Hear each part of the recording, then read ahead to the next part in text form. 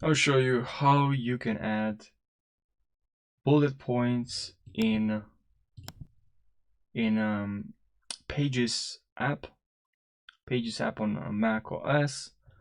So here I have a couple of to-do list, couple of tasks, morning tasks we have to complete. We have to click on Format here, and then here we have bullets list, and here we have notes, and I can change to numbered, Harvard, bullet 1. You also have here some no bullets to text bullets, image bullets, and numbers. And now I change this to numbers, and I can change the different type of numbers. Tired, start from. You can change that as well.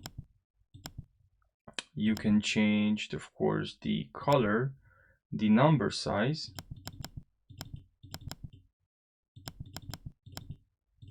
Number. Can I that? But of course that's too big. And that's too small.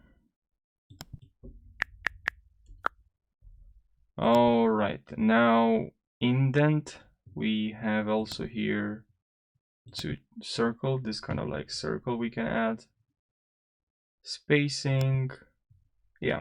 So overall from here, just make sure you expand this, and that's where you have to go. So I hope you found this video on how you can add bullet points in Pages app on macOS. Thanks for watching.